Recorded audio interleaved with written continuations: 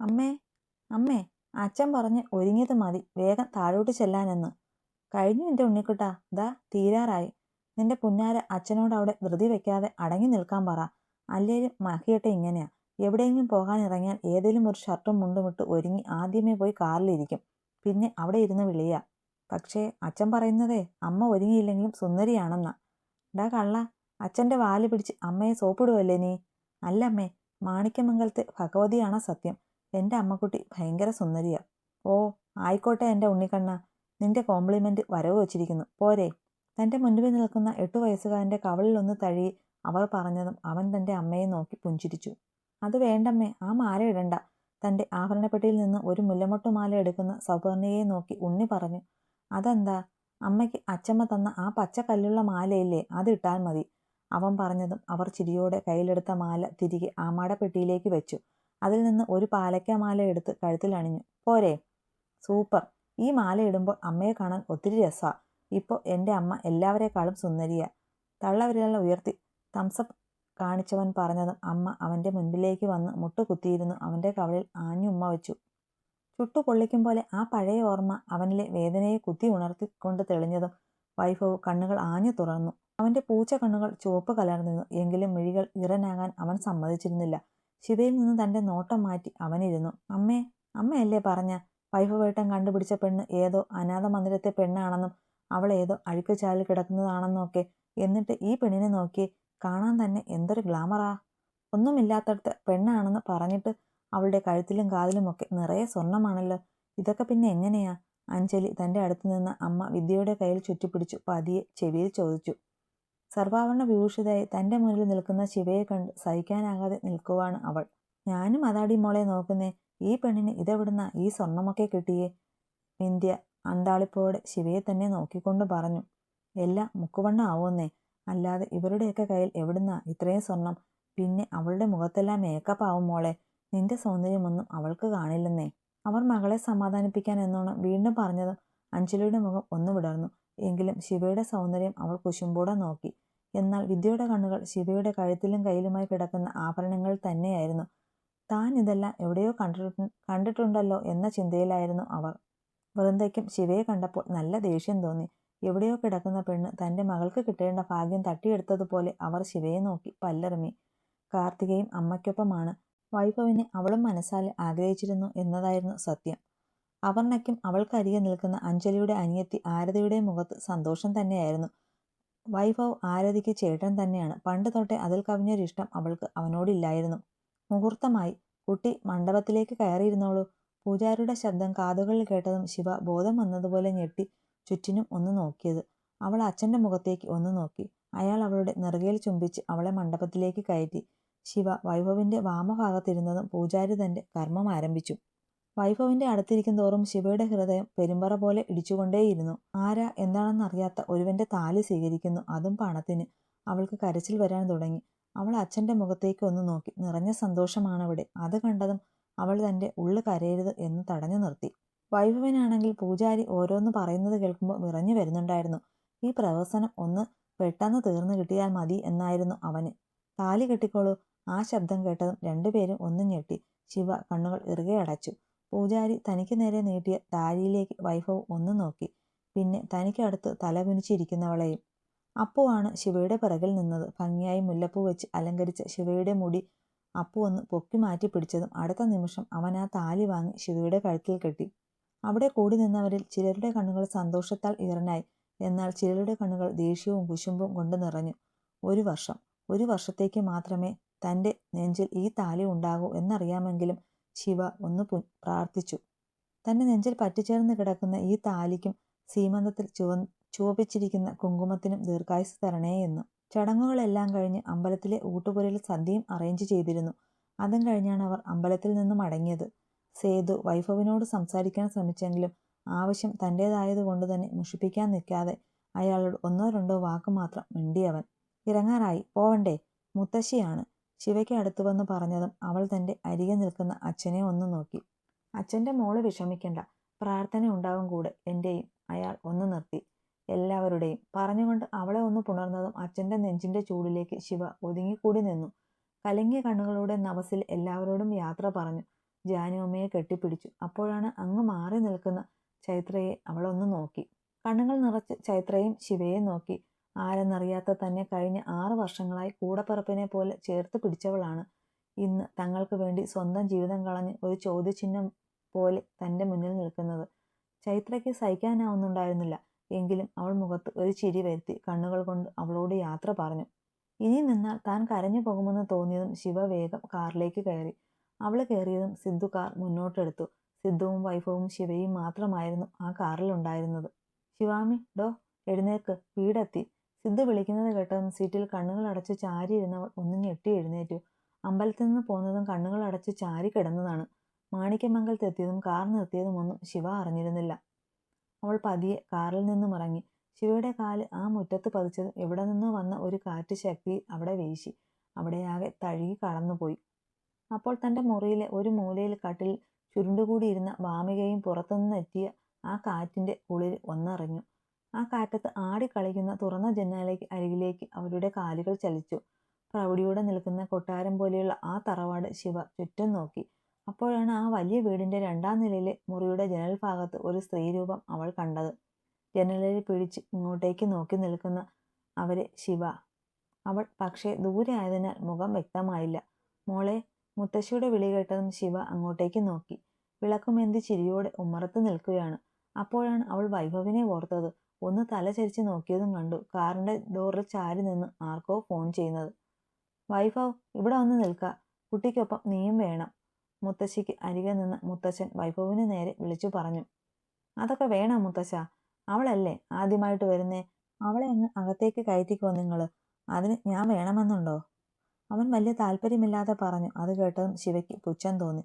ശരിയാണ്, എന്തിനാണ് അനാവശ്യമായുള്ള ഇങ്ങനെയുള്ള കെട്ടുകാഴ്ചകളെന്ന് അവളും ചിന്തിച്ചു.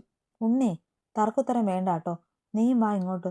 കല്യാണം കഴിഞ്ഞ് ആദ്യമായി തറവാട്ടിലേക്ക് വരുമ്പോൾ 2 പേരും ഒരുമിച്ച് വേണം അകത്തേക്ക് കയറാൻ. മുത്തശ്ശി ശകാരം പോലെ പറഞ്ഞതും വൈഭവ് മനസ്സില്ലാ മനസ്സോടെ വന്ന് ശിവയ്ക്ക് അരികെ നിന്നു. വലതുകാല് വെച്ച് കയറി വാ മോളെ.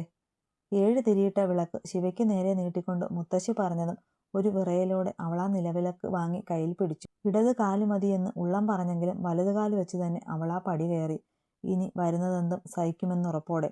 താഴെ മുറ്റത്തേക്ക് തന്നെ കണ്ണു പായിച്ചു നിന്ന വാമികയുടെ ഉള്ളവും പതിവില്ലാതെ ക്രമാതീതമായി മിടിക്കുകയായിരുന്നു. അതിൻ്റെ കാരണം എന്താണെന്ന് അവൾക്കും അറിയില്ലായിരുന്നു. ദാ ഇതാണ് പൂജാമുറി. മുത്തശ്ശി ശിവയെ കൂട്ടിക്കൊണ്ടുപോയി കാണിച്ചതും അമ്പലം പോലെ വിശാലമായ ആ മുറി അവളൊന്ന് നോക്കി. ഉള്ളിലേക്ക് കയറി കൃഷ്ണഭഗവാന്റെ മുൻപിൽ ആ നിലവിളക്ക് വെച്ചു. എന്തു പറഞ്ഞ് പ്രാർത്ഥിക്കണം എന്നറിയില്ല. മനസ്സിപ്പോൾ ശൂന്യമാണെങ്കിലും കൈകൂപ്പി തൊഴുതു. പൂജാമുറിക്ക് വെളിയിലിറങ്ങിയപ്പോഴാണ് അവൾ അവിടെ ഉള്ളവരെ ഒന്ന് നോക്കിയത് തന്നെ. മുത്തശ്ശനും മുത്തശ്ശിയും സിദ്ധാർത്ഥ സാറും മാത്രമേ ഉള്ളൂ. വേറെ ആരും അവളവിടെ കണ്ടില്ല. ഏട്ടത്തിയമ്മ ആരെയാ നോക്കുന്നേ? കുഞ്ഞേട്ടനെയാണോ? എന്നാൽ ഇവിടെ നോക്കണ്ട, മൂപ്പരെപ്പോഴേ മുറിയിലേക്ക് പോയി.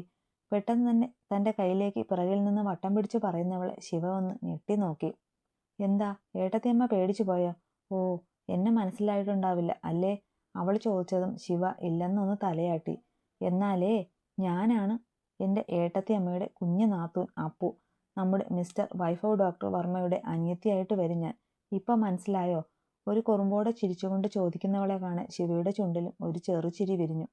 ഇത് വൈഭവിൻ്റെ അച്ഛൻ്റെ ഏട്ടൻ, അതായത് ഞങ്ങളുടെ മൂത്ത മകൻ മാധവൻ്റെ മോളാ കുട്ടി, അപർണ, ഞങ്ങളുടെ അപ്പു. മുത്തശ്ശി മുൻപോട്ട് വന്ന് പരിചയപ്പെടുത്തി കൊടുത്തു. അപ്പുമോൾ ഏട്ടത്തെയും കൊണ്ട് നിന്റെ മുറിയിലേക്ക് ചെല്ല്. എന്നിട്ട് ഈ ആഭരണവും സാരിയും ഒക്കെ മാറാനൊന്ന് സഹായിക്ക്. മോള് അപ്പുവിൻ്റെ ഒപ്പം ഇപ്പോൾ പൊയ്ക്കോ കേട്ടോ. മുത്തശ്ശി ശിവയ്ക്കടുത്തേക്ക് വന്ന് പറഞ്ഞതും അവളൊന്ന് തലയാട്ടി. വാ ഏട്ടത്തിയമ്മേ. അപ്പു അവളെ പിടിച്ചു വലിച്ചതും ശിവ അവൾക്കൊപ്പം പോയി. അപ്പുവിനൊപ്പം പോകും വഴി അവളുടെ കണ്ണുകൾ ആ വലിയ തറവാടിന് ഉൾവശം നോക്കി കണ്ടു. പഴമ വിളിച്ചോതുന്ന പോലെ പഴയ ഒരു 4 കെട്ട് തറവാടാണ്. എന്നാൽ ഫർണിഷിങ്ങും ഇന്റീരിയറും ഒക്കെ പുതിയതാണ്. എന്താ ഏട്ടത്തിയമ്മേ എന്നോടൊന്നും മിണ്ടാത്തേ? എന്നെ ഇഷ്ടമായില്ലേ? മുകളിലേക്കുള്ള പടികൾ കയറും വഴി അപ്പുവിൻ്റെ ചോദ്യം വന്നു. ഏയ്, അങ്ങനെയൊന്നുമില്ല. അവളോട് പെട്ടെന്ന് എന്ത് പറയണം എന്നറിയാതെ ശിവ ഒന്ന് പതറി. അയ്യേ, അതിന് ഏട്ടത്തി എന്തിനാ ഇങ്ങനെ നിന്ന് വിഷമിക്കുന്നേ? എനിക്കറിയാം ഏട്ടത്തിക്ക് എന്നെ അറിയാഞ്ഞിട്ടാണ് മിണ്ടാത്തതെന്ന്. സാരമില്ല, എന്നോട് പിന്നെ മിണ്ടിയാൽ മതി. പക്ഷേ എനിക്ക് മിണ്ടാലോ. അതുകൊണ്ട് ഞാൻ എന്നെ തന്നെ പരിചയപ്പെടുത്തി തരാം, ഓക്കേ?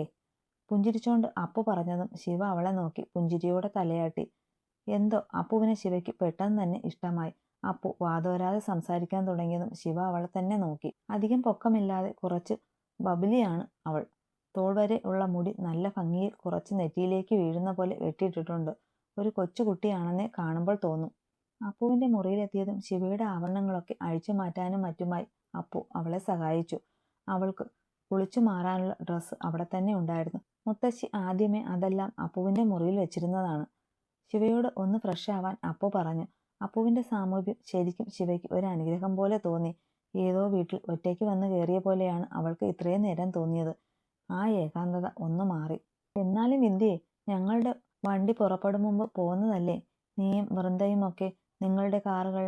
എന്നിട്ട് ആ കുട്ടി വീട്ടിലേക്ക് കയറിയപ്പോൾ പോലും നിങ്ങളിങ്ങ് എത്തിയില്ലെന്ന് വെച്ചാൽ അമ്മ ഇത് എന്തറിഞ്ഞിട്ടാ? ഞങ്ങൾ മനഃപൂർവ്വം വൈകിയതല്ല. കാർത്തികിന് പെട്ടെന്ന് ഓഫീസിലെന്തോ അത്യാവശ്യം. അവനെ അങ്ങോട്ട് ചെല്ലാൻ വിളിച്ചപ്പോൾ പിന്നെ അവനെ അങ്ങോട്ടേക്ക് വിടണമെന്ന് പറഞ്ഞു. പിന്നെ അവനെ ഓഫീസിൽ ഇറക്കിയിട്ടാ ഞങ്ങൾ വന്നത്. വിദ്യ അവളുടെ ഭാഗം ന്യായീകരിച്ചതും വൃന്ദ ഒന്ന് ഞെട്ടി ചേച്ചിയെ നോക്കി. അമ്പലത്തിൽ നിന്ന് ഇറങ്ങിയപ്പോഴേ വിദ്യ പറഞ്ഞിരുന്നു, നേരത്തെ ചെന്നിട്ട് അവിടെ പ്രത്യേകിച്ച് കാര്യമൊന്നുമില്ലല്ലോ, കുറച്ചു പതിയെ പോയാൽ മതി. നമ്മൾ ചെന്നില്ലേലും ആ പെണ്ണ് തറവാട്ടിൽ കയറിക്കോളും എന്നൊക്കെ. അതുകൊണ്ട് തന്നെ മനഃപൂർവ്വമാണ് ഇങ്ങോട്ട് വൈകി വന്നത്. എന്നിട്ടാണ് ചേച്ചി ഇങ്ങനെ പറയുന്നത്.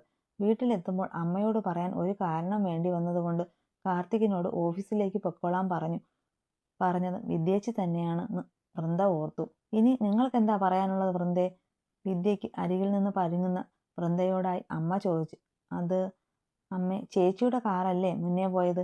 പെട്ടെന്ന് ആ കാർ വീട്ടിലേക്ക് പോകാതെ തിരിഞ്ഞ് ഓഫീസിലേക്ക് പോകുന്നത് കണ്ടപ്പോൾ അതെന്തു പറ്റിയെന്ന് ചോദിക്കാൻ വേണ്ടി പിന്നെ ഞങ്ങളും ഞങ്ങളുടെ കാറും ചേച്ചിയുടെ പുറകെ വിട്ടു.